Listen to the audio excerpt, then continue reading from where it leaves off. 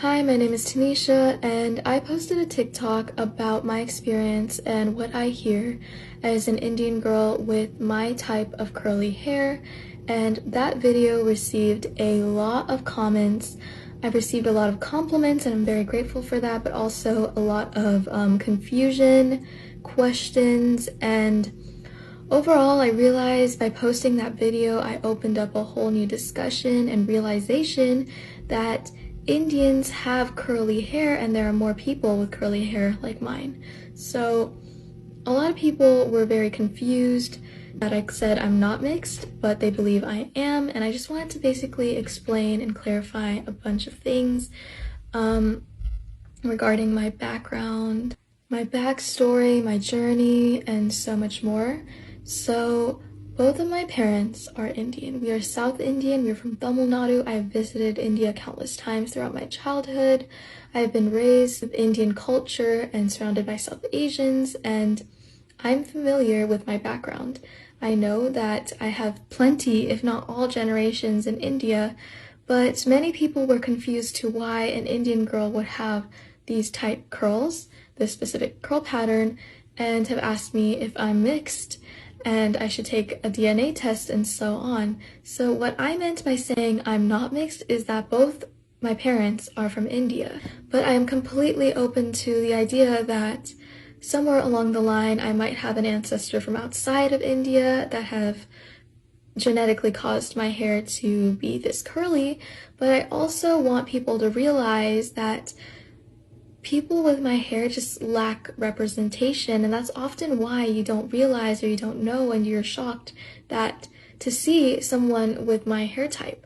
So I would love to make a whole nother video about this, but South Asian beauty standards, colorism, it all just goes down to play to just the representation that is lacking for people like me, and especially with my hair type. So that's often why when you think about Indian people, you don't associate Indian people with my hair. And I would also like to say I do believe that Indians do have curly hair. A lot of them do have wavy and curly hair. Often, the vast majority have looser curl patterns. So Indians do have curly hair, South Asians have curly hair, and I find that a lot of people just find it shocking. So that's my background, and as far as I know, I'm Indian, but I'm totally willing to take a DNA test in the future, maybe to learn more about my ancestry and genetics. You see, so she's not treated as a normal Indian girl because of the texture of her hair, because it's kind of kinky. She have 3C hair. That's basically kinky curly, like a mixed person. So this is what's going on in the Indian culture. And I see one Indian guy comment under one of the videos that I was looking at. He said, "We don't accept the mixed Indians. So if you half Indian, half black," he said, "we don't accept you." You see what I'm saying?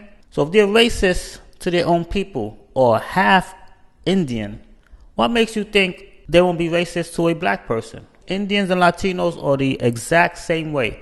Very colorless, and their culture is anti-black. So I am more than willing to do that. But I have just found myself struggling with my hair over the years, especially growing up in a community where no one really knows how to take care of my hair because I am the odd one out.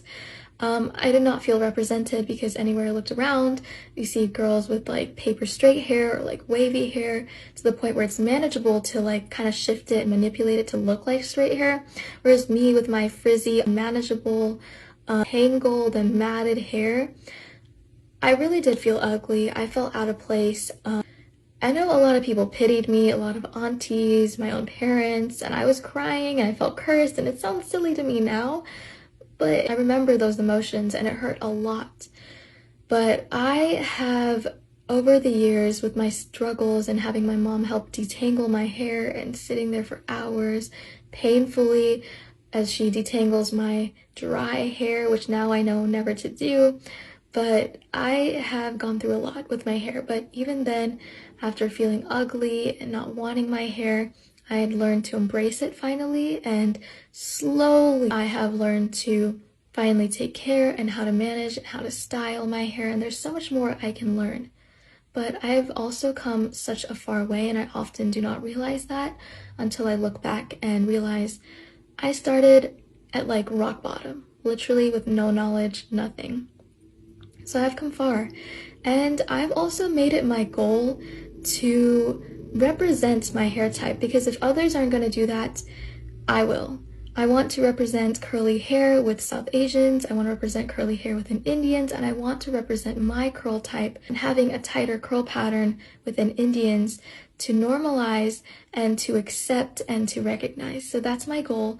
And I'm also starting my own business inspired by my struggles and my backstory and my experience to just formulate and create my own products. Also because I know that throughout time, trying different curl products on my hair adds up to quite a sum of money. And so for me to be able to make my own products at home for personal use and to also sell seemed like a cool idea, especially because I've always been entrepreneurial as a child, and even now I'm very much interested in business, and I thought that would be a cool thing to do, especially with the kind of story I have and what makes me stand out in a sense. But yeah, I'm always open to more questions. I'll be posting more on this about my hair, explaining my background, and also I'd like to basically talk more about South Asian beauty standards and colorism and all that on my account. So I want to put this to good use, and I want to be that representation. I want to be the role model that I did not have. So thank you for watching, and I really hope you support me in any way you can, and I'm really grateful for all the compliments and even all the questions. So thank you.